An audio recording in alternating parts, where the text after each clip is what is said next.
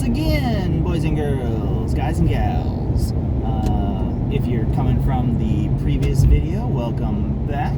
Feels like no time has changed at all. If you're just joining us in this video, hello and welcome. I'm Trevor. My brother Kyle is to the left or right of me, depending on how this video is looking. But we're going to talk about a few things that we like. First of all, Kyle, what I want to tell you about is I finished playing Spider-Man, the video game. Oh, okay. Really enjoyed it. It was a fun little story. Now I really want to go and watch the cutscene movies. I know they have all those cutscenes on YouTube. Yep. Because, like, I had played it, and then I'd stopped playing it just for things, and I played it again and stopped playing it. So it's been probably about 6 months. So you got a recap. Gotcha. It was still fun to play and everything. All the cinematics were very fun, but I just want to see like the whole cohesive story play out. Have you played it, or have you seen the cutscenes or anything?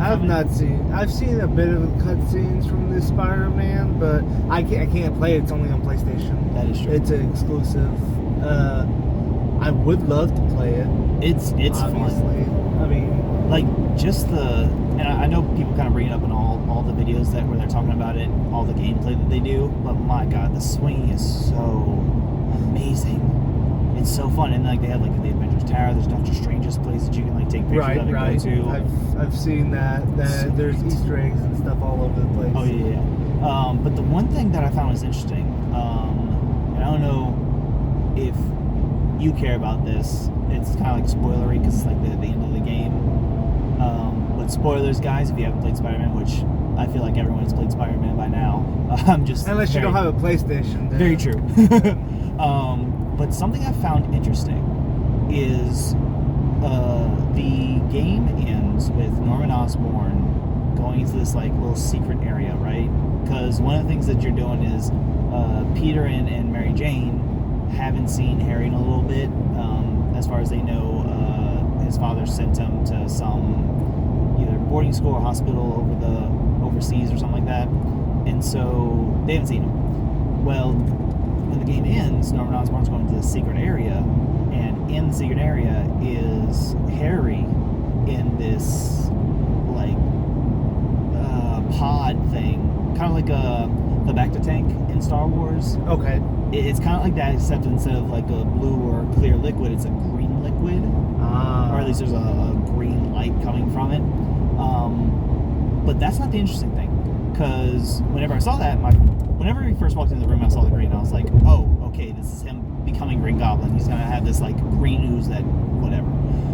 But then they showed a person in it, and I was like, is that Harry? And sure enough, he says his son. And I was like, oh, are they just gonna go straight to Harry being Green Goblin, and they're gonna do it that way? But then something interesting that I noticed, there's some black stuff in this tank. Okay, so I want to bring this up because I don't know if you've seen the trailers for the Spider-Man 2 or even snippets of it. All I know is that Venom is going to be in it. So yeah, that makes sense if there's black ooze. That's what I'm saying. So like now I'm wondering if they're going to change that up and they're just going to make Harry Venom instead of like Eddie Brock or Flash Thompson. Well, I will say in one of the Spider-Man shows, Harry was Venom for a while. Really? Yes. Is this like one of the more like recent Spider-Man? Yes. That makes sense because I haven't seen that. I think 2010 Spider-Man, something like that. Huh. Yeah, but yeah, Harry was Venom, and then it went to Flash Thompson. Oh, that's an interesting change. And Flash Thompson was Agent Venom. Right. Yeah, I do know that. Yeah, I'm just so used to that for it being like Eddie Brock being Venom, because they're like that's the whole thing, is that Eddie Brock has problems with Peter Parker, and then that's what causes Venom. I mean, obviously after it gets on Spider-Man's suit, but that's what causes Venom to get on Eddie Brock, because they both have a hatred of Spider-Man / Peter Parker. Right. But no, whenever that, like, because then like Norman like touches the glass of the tank that's holding his son, the black ooze touches the hand as well, and I was just like, so Harry's gonna be Venom? That's interesting and different. But I guess if I had seen that 2010 or whatever year it came out Spider-Man, I probably would have been like, oh my god, they're doing this version of it. Okay. So yeah, I'm now even more interested and intrigued to play the Spider-Man 2 game. Although now I need to play the DLCs, because I think there's like 2 or 3 of them that are on the game, and then once I finish with that, I can go and play Spider-Man Miles Morales. That is once I get my PlayStation 5 hooked up. But yeah, so like I said, even more excited to play those.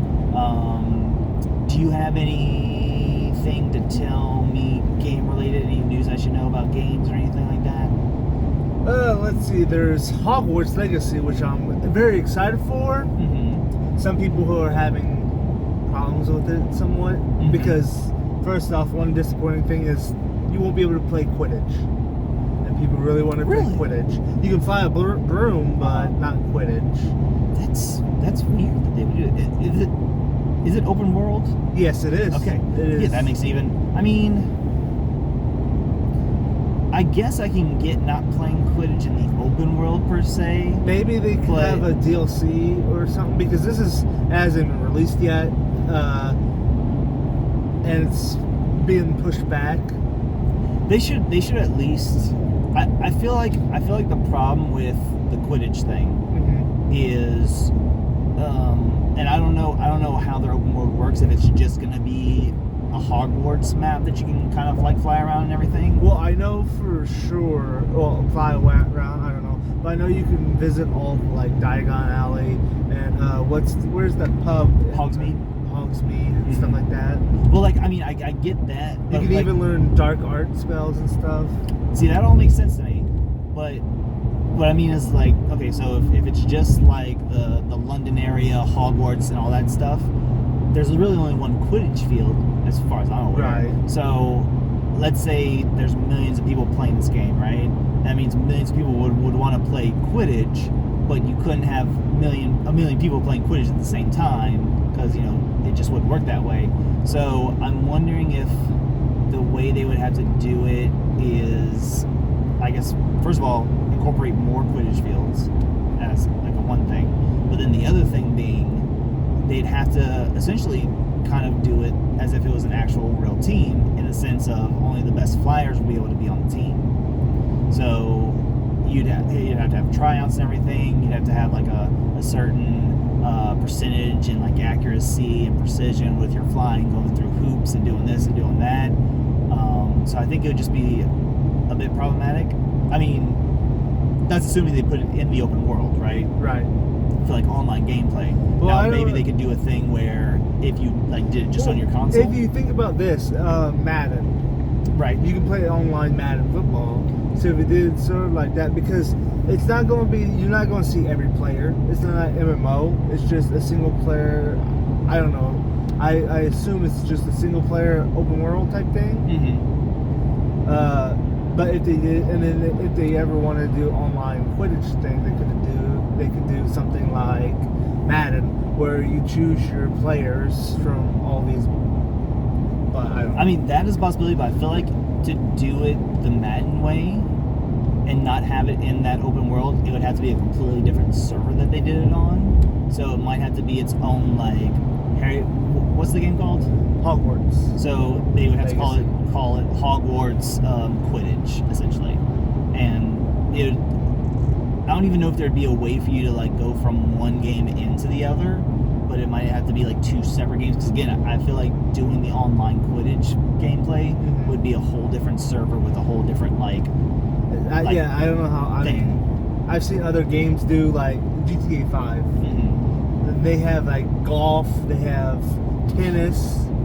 So you can actually go to like a golf course, and then you will go into a loading screen and whatnot, and then you're into the golf game. See, I'd be interested in seeing if you said GTA 5 did a thing where you could go in and play football. Well, here's the thing. No, I would have loved them to do like a basketball type thing for GTA 5. Yeah, because you do see a lot of basketball goals and everything around. But the only 2 things they have is tennis and golf. And I wonder if that's because, one, it's easier to do with those two, because I mean, I know tennis is a two-person game, but at least with golf, it's essentially a one-person game, and I don't think a lot of people are going to GTA 5 to play tennis and golf. Right, yeah. So it makes it like for less people to go there, but if you want to go and do it, it's more fun for you. But technically, they have like, I would say, different servers. Technically, sort of. Yeah, and maybe that could be the thing is like maybe right now GTA 5 has like a bunch of servers compared to what the Hogwarts game is going to have. Maybe they have a limited amount of servers at the moment, and then maybe they can increase DLC that later. Or whatever. Yeah, I mean, there's always DLC. But okay, I watched something very recently that I wanted to talk to you about, but I can't remember what it was. Shoot. So I know I watched, what's it called? Batman Gotham by Gaslight. okay. The animated movie. Yep. And what I can say about that is I didn't like it as much as Injustice. Okay. I think Injustice just in general just caught me by surprise with how brutal it went, like everything that was happening, like so many heroes dying. It's somewhat based on the video games. Yes, that's what I don't know how closely it is because I played both of the Injustice games. Mm-hmm. But I don't remember the first one because I don't remember both stories because it's been so long. Mm-hmm. I mean, it's Injustice. I know, like I really enjoyed the Injustice one. Like it blew me away, which was a good thing for me to watch because I was basically about to give up on all the animated stuff because I had seen Batman: The Long Halloween, and I was just like, this is a terrible movie. I've only really watched the first part of that. I haven't watched the second part. Like, I don't know. I think so. I know everyone basically celebrates the comic, but from what I understand, they essentially kind of adopt the comic. I mean, they might have done some changes to it, but for the most part, it's exactly how the comic plays out. And I just remember everyone talking about, first of all, how great it was, but then second of all, talking about how pivotal Calendar Man was, and I'm like, why? Like he didn't do anything, and people are kind of basically comparing him to Hannibal Lecter essentially. And I think I saw a video where they're like, yeah, Calendar Man knows who the actual killer is, but he doesn't tell Batman. He just gives him clues and everything. I'm like, I didn't get that at all. And if he knows, like, how does he know? Because like, I still don't understand what exactly Calendar Man's power is. From what I can tell, all his power is that he kills people on a specific day of the year. I can tell you, I've seen a lot of the different animated Batman / Justice League / whatever shows, and usually Calendar is one of those joke characters. Yeah, and I think from what I understand with the Long Halloween storyline, they adapted him into something a little bit scarier kind of thing. But it was just like, I don't understand Calendar Man thing being here. And then the other thing about it was, whenever I always heard people talking about Long Halloween, I thought it is what its name is, being that it's one day, Halloween, and it's a long thing because all these villains decide to team up and they just go crazy, and Batman is taking Arkham Knight, Arkham City, Arkham Asylum. Exactly. Type game. And so like that's how I imagined Long Halloween. And then whenever I saw it, it's like Halloween, I was like, all right, here we go. And it's like Christmas, and I was like, what now? What happened to Halloween?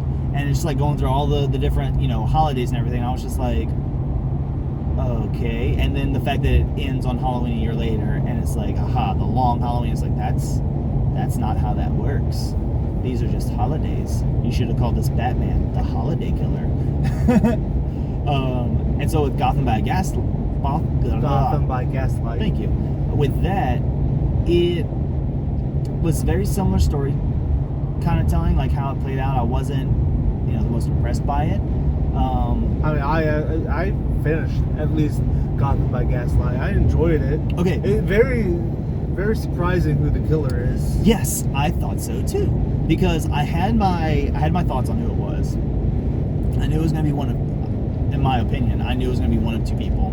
And whenever one of them got killed, I was like, all right, it's 100% this person. Especially with like how it was playing out, I was like, 100% this person. And then whenever they show you the twist, I was like, oh, that's different and interesting. So that's the kind of one saving grace for me, because I didn't expect it to be who it ended up being. But yeah, so Gotham by Gaslight was pretty interesting. I know I wanted to talk about something else. So I also watched La Brea, at least the first episode of La Brea, which, if you don't know what that is, it's basically a big giant sinkhole opens up in, I think it's LA, the middle of LA, wherever the La Brea tar pits are, opens up there, and a bunch of people fall into it, and you're like, oh my god, they're all dead. But then it kind of does like a Lost thing, where they're not dead, they're actually in this other land. Well, I know Lost, at least everybody was actually dead. Yeah, but I need to watch Lost, because I I watched a bit Lost. I was like, okay, I'll get into Lost, and then I just like never watched it again. Here's why I need to watch Lost, because that was my understanding too. Everyone is dead. But I had come across a Twitter thread, and it was basically this girl who was talking about all the people who badmouth Lost and everything. And from what I understand through this Twitter thread and other people that were commenting on it, they're not actually dead. Them being dead was just an alternate timeline. They're actually alive, and they just showed everyone it was a whole thing that they were talking about, and I was like, wow, I didn't realize this at all. I just understood that they were all dead, because that's what everyone said. So I think I need to watch Lost and actually see how that plays out, because that might not be true. But we will see. But with La Brea and everything, you know, they fall into the sinkhole, and then these weird birds fly out of the sinkhole. And for the most part, the main characters are this family of four, a mom and dad who are divorced, or at least not together, living together, and their two kids. The mom and the son fall into the sinkhole. The daughter and the dad are not in the sinkhole, but apparently the dad has visions of the land in the sinkhole. But everyone thinks he's crazy. And honestly, a lot of the visual effects for that one were very similar to the visual effects in Quantum Leap. I think, honestly, they were a little bit worse in La Brea than they were in Quantum Leap. Because, again, with Quantum Leap, I'm essentially giving it a pass, minus the green screen car scene. But everything else, like, it doesn't matter, because, again, Quantum Leap is known for that. With this, there was so much bad visual effects. Like, there's a moment where the girl is running from the sinkhole, and it's like this slow-mo, and the camera's like panning around her and everything, and you're seeing all the destruction, and just like, you could tell she was not on the streets and everything like that. It was very much on a green screen. I was just like, oh my god, this is terrible. And a lot of bad dialogue, honestly. There's a moment where the dad is like, I need to prove that your mom and your brother are alive and everything. And like, well, you're just imagining this. And his response is literally, if I'm imagining this, how come I see your brother and your mom in my visions? And it's like, well, that could very easily be like, you're distraught and you're crazy and you want to see him in your visions. What he should have said, because they have a vision of this before he has this conversation, he should have been like, well, then how come I had a vision of the military's drone falling into the land? Because he sees a vision of a drone falling into the land. It's like, I would have gone with that, because then they'd have been like, how do you know they did that? I had a vision of it. Okay, maybe you're not crazy. Because that's the other thing. He's like trying to talk to this military director and everything, and they're not wanting to talk to him because they're like, everyone's dead, blah, blah, blah. And he's like, well, I saw your drone. Does it end in this? And they're like, no, it doesn't. Goodbye, you're crazy. And then they go and talk to each other like, how do you know that? How do you know that we have the drone down there? So yeah, pretty bad. I feel like I'm going to end up hate watching it. Very much like I did to this one show that was on CBS that I don't remember the name of, but basically that show was about an asteroid coming to Earth, and my God, was that a terrible show. Like, legit, in the show there are 1, 2, 3, 4, I think like 5 presidents over the course of like 2 episodes, because it's this kid who finds out that there's an asteroid coming, right? And then he tells this really smart, super rich, genius, billionaire person about it, and he looks into it and he's like, all right, I'm gonna contact my contacts at the whatever Pentagon or whatever. And so he gets on the team and they go to tell the president, and then the president gets assassinated, and so her vice president takes over.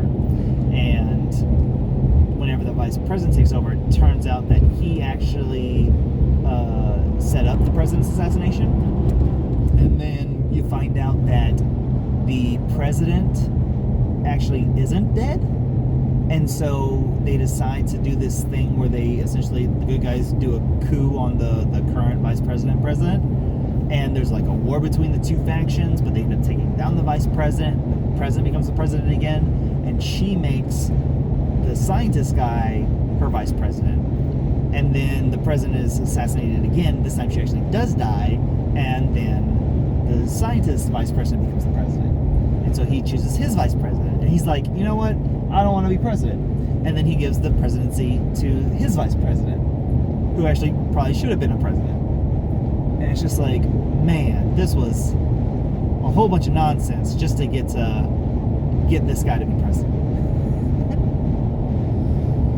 Jeez. Yeah, it was an insane show. And like I said, just every time I would watch it, I would just get angry and I would want to punch things, but I just needed to see this asteroid hit the Earth, because it's not that I like to see the Earth destroyed, but whenever someone has an idea for like asteroid hits the Earth, right, I want to see what that looks like.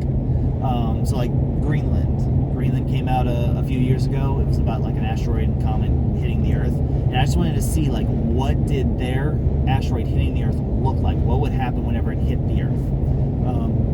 Kind of same thing with Don't Look Up. I just want to see like what does it look like. Like, does the atmosphere burn up? Does it make a great big crater in the middle of the Earth? Does the Earth shatter into pieces? What does that look like? I just want to see what a sci-fi writer's vision looks like, such director's vision looks like. And so I was like, all right, let's see this asteroid hit the Earth. And it gets to the last episode. Keep in mind, this came out after 2 seasons, right? Gets to the last episode, the asteroids come to Earth, and then they realize the asteroid isn't an asteroid. It's a spaceship. Yep. And so they go, the main characters, it's like 5 or 6 of them, or maybe a little bit more than that. They go outside and they go look up at the asteroid. It's coming to Earth, gets in the atmosphere, and then it stops. And then the series ends, and I was like, awesome. Not gonna know how this plays out. But then again, I'm also probably kind of glad that I don't know, because I'm pretty sure I'd still be mad watching it. So yeah, not the best episode. And I'm pretty sure that's how I'm going to feel watching La Brea. Because I know they had their first season, and I think the second season is starting soon. So I might do some catch up on that. I'm trying to think. Anything else? Have you watched anything recently? Not really, just New Girl, which, I'm watching it because Brooklyn Nine-Nine and that stuff. It is interesting though, because I don't know which one of the Wayne brothers is in New Girl. I believe, and I could be wrong about this, I believe it's Damon Wayne Jr. Okay, well, he's in there, but he's also in Brooklyn Nine-Nine as a police officer. Different character entirely though. Is he? Yep. Oh. Yeah, I'm pretty sure it's Damon Wayne Jr. that's in New Girl. I know. What was that I was going to talk about? Damn, I just had it in my head. Crappy.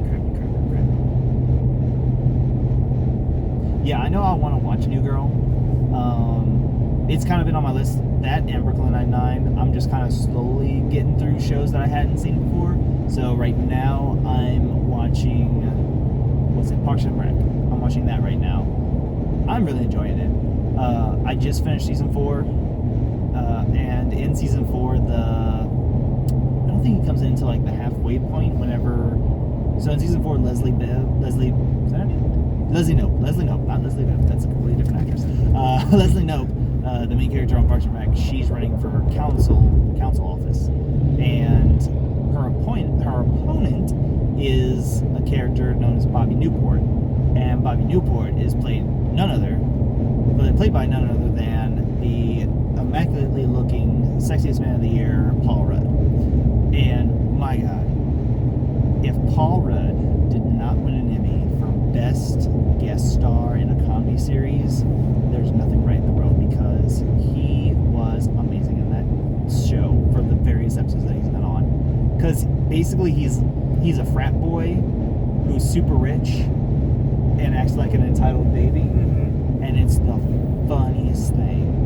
Because there's a moment where they're doing a debate and everything, and Bobby Newport, he's like, saying whatever, and then Leslie, she makes a comment of, I want to do what's right by the citizens of Pawnee, and Bobby Newport just wants to take your money and this, that, and the other, blah, blah, blah. And as soon as she finishes it, Bobby Newport goes, man, that was really harsh, Leslie. Like, my feelings are hurt now. And like he's being very sincere about it, because he's a giant man baby. And it's so funny because everyone's like, no, you hurt his feelings. Oh my gosh. And like literally he's just like on the podium like, hey guys, this is really chill and everything. And then at the same time, like Leslie will end her debate by giving this like very heartwarming speech and everything. And then Bobby's like, oh my God, that was really good, Leslie. Oh, I love that. If you don't vote for me, you should vote for Leslie, kind of thing. And then like after the debate, he's like, oh, that was awesome. All right, party at my dad's. You're invited. Pool party. Let's go. It's the funniest thing. So yeah, if he didn't win an Emmy for that, the Emmy voters were probably not looking at the greatness that is Paul Rudd. So I guess the other thing I could talk about is what has already started about 6 days ago, Hooptober, which is really fun. I believe I've told you about Hooptober before, but for those who don't know, it's a letterboxed challenge. And if you don't know what letterboxed is, it's basically like I think it's essentially described as social media for film lovers. You can go on there and rate movies that you've watched, show that you've watched movies, make lists, write reviews, all that good stuff.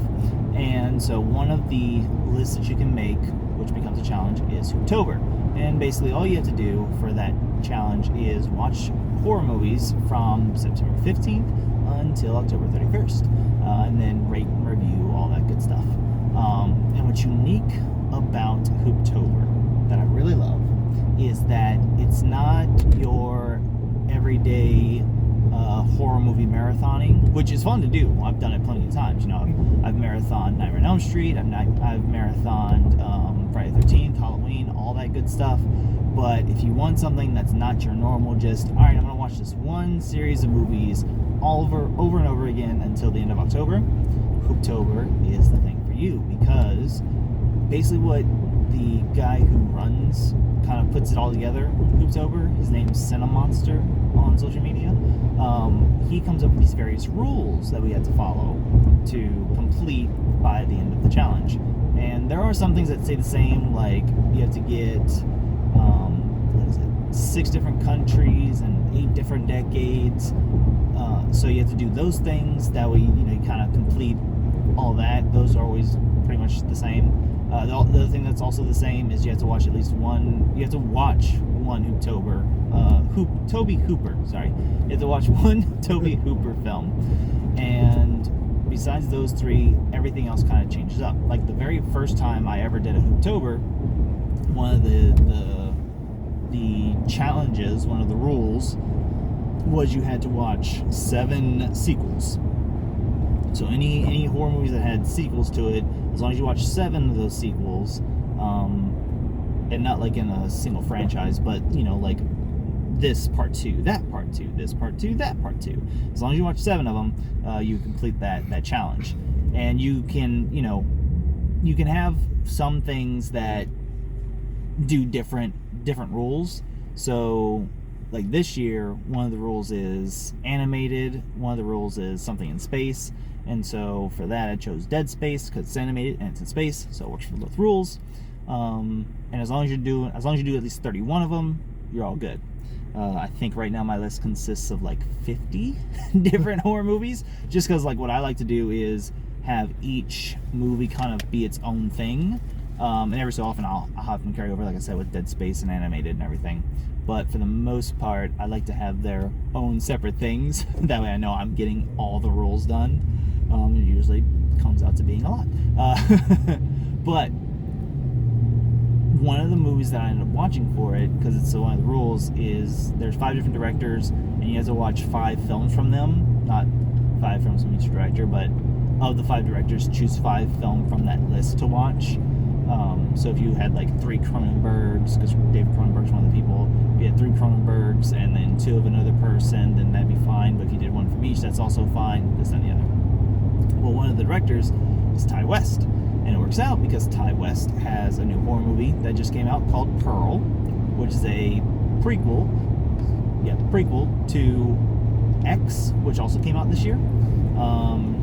And X was basically about a group of people that were going to make a porn movie, and in the process of making this porn movie on a farm, the people that own the farm, the old people that own the farm, they murdered those people. And Pearl, like I said, is the prequel to that. So it's basically the old lady in Pearl who was younger and her wanting to get into like movie biz. And with Pearl, like I liked X. I thought X was really great.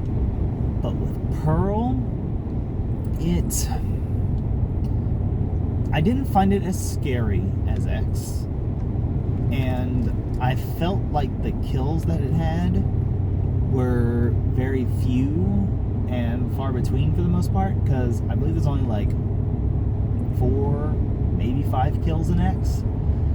And none of them are really scary, really. And like I said, they're kind of spread out from each other, and they happen in the latter half of the film, and it's just like a lot of waiting and build up to not very climactic stuff. Whereas like with X, like I think the kills probably like came in the latter half of the movie too, but even with that, like it was an interesting film in general. Compared to Pearl was, like I said, it was very like slow, and you're just like, all right, when we get into the killing, when we get in there. What I will say about it though is Mia Goth, who plays Pearl, as well as the old lady in X, as well as a different character in X altogether. Mia Goth in Pearl, as Pearl, she has 2 moments that I think are legit like, chill-inducing, creepy and scary. And one moment is she's talking to this VR projectionist, and he like comes to her house and then sees kind of like how crazy she's being, so he goes to leave, and she blows up in his face, like legitimately screaming like, why don't you like me, and all this stuff like that. And whenever she was doing that, I was like, whoa, she's a scary one. And then the other thing is at the end of the film, the credits start to roll, and she looks directly into the camera and starts smiling. And the smile that she gives, because it's not just like a straight smile. She's got like some twitches to it, and her eye starts kind of moving, like tears start falling, her eyes are kind of moving all around, the smile starts to like just like adjust and everything, and you're just like, this is creepy. And like it goes on for like a good like minute and a half, 2 minutes, and it's just like, ooh, okay. All right, that's a good one. But other than that, for the most part, Pearl was very it wasn't as scary as for sure the trailer made it out to be, so that was a little bit of disappointment on there. I'm trying to think if there was anything else besides that.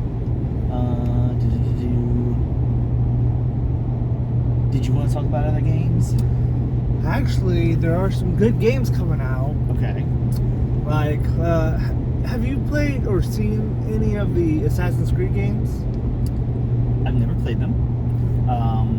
I have mostly watched the movie, Okay, wow. but I also fell asleep multiple times, and I really haven't watched it. I'm more talking about more like 3 and 4, more 4, because there is a game called Skull and Bones, which I believe, I haven't seen too much on it, but what I've seen, it looks like it's going with, it's a pirate game, and it goes with the theme of 4. 4 was called Black Flag, which played as a pirate assassin. But it has that ship fighting, which I love. So there's that. There's Star Ocean, which I've never played a Star Ocean game. What's it It's about? by Square Enix. Oh, So it's, like the I guess games. it's similar to Final Fantasy, but I'm interested in it. I don't know how good it's going to be. Then there's Final Fantasy 7 Crisis Core, Okay. which right now, the remake of Final Fantasy. I was gonna say, is that a remake? Well, yeah, I mean, the remake of Final Fantasy, like they remade it, is only on PlayStation right now. So y'all have like exclusivity right now to it. That's why it's good to be a PlayStation person. But apparently Crisis Core is coming to Xbox. It's like a sequel to Final Fantasy 7. Oh, interesting. And then lastly, there's God of War Ragnarok, which I can't play it, but I can watch gameplay on it, and I'm very interested on the way they take the story. I need to finish playing the first God of War. I think because I love the original God of War trilogy. I absolutely love it. I think whenever I got the third one, I think I'm gonna beat it within like the day that I got it, but I didn't care because I loved it. But whenever I started playing this one, I don't know, I just couldn't get into it. And I will say a lot of games are doing the style of fighting that God of War is doing. So I don't know how much of Star Wars Fallen Order, I think it is. I haven't played any of it. It's one I still need to play. Is going to have similar game style. The only so a lot of the games I've been playing, so Star Wars. I also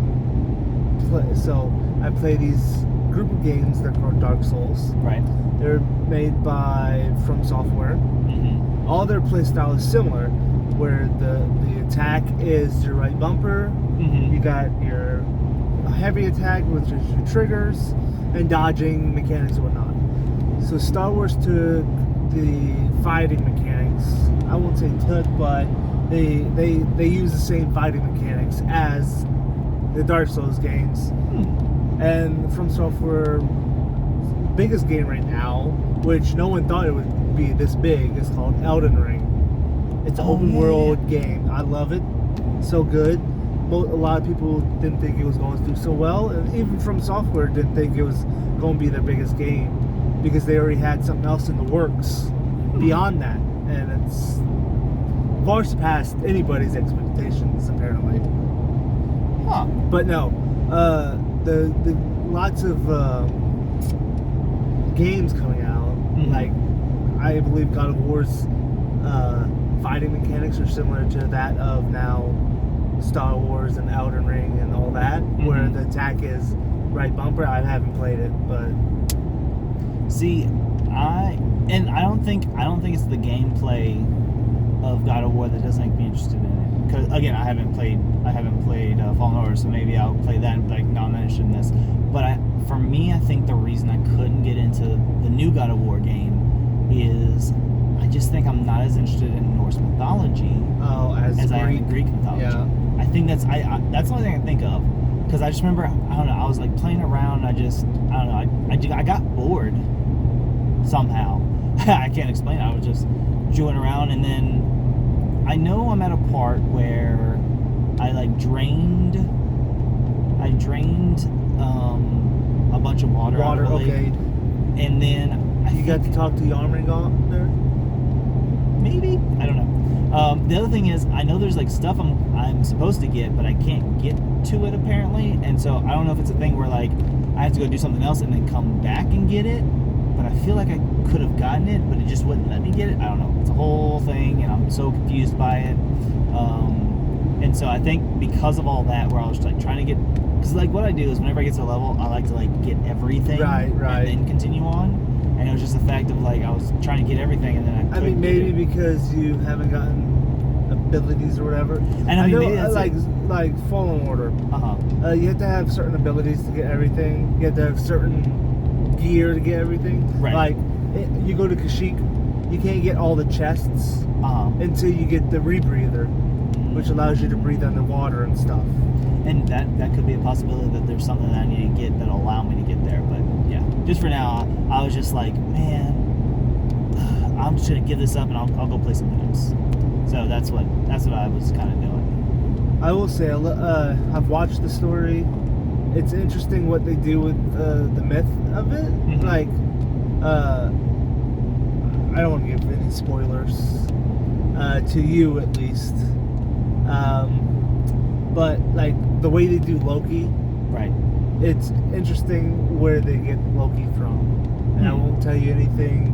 If you want to go watch it on YouTube and figure it out or whatever, or if you ever finish the game, then you got that. But I am very excited to see gameplay on the new God of War. I am too. Maybe whenever I see some gameplay of the new one, maybe I'll be like, you know what, I'm gonna get back to playing it. Because the other thing I want to play is The Last of Us, which everyone talks about how great that is. Apparently, part 1 just dropped again. I think it was a remake or whatever. From what I understand, they basically like redid a bunch of the visuals and everything, and like upgraded certain characters to where they looked like their actual ages and stuff like that, and basically just made it look better all around. So I'm very intrigued. I don't think they really changed anything with the story or anything. It's just really just an visual, update. Yeah. So yeah, I really want to play those, especially because they have that series that's coming out. So I think that'd be fun to play. I'm trying to think of anything else. I can't think of anything else right now. But so we'll have this, and I think we're just thinking about once a week or so. We'll do like a video, or we'll just do a long video and talk about all the things we've watched and done and seen and that good stuff. So that's what we'll do. I know we have this long drive, so it's basically just kept me preoccupied. That way I wouldn't fall asleep at the wheel. So guys and gals and everyone who decides to watch this, thank y'all for joining us and listen to us just ramble on about things that we like to talk about and like to watch and like to play and all this other good stuff. Once again, Kyle right there, Trevor right here. And until next time, I hope you guys have a super duper day.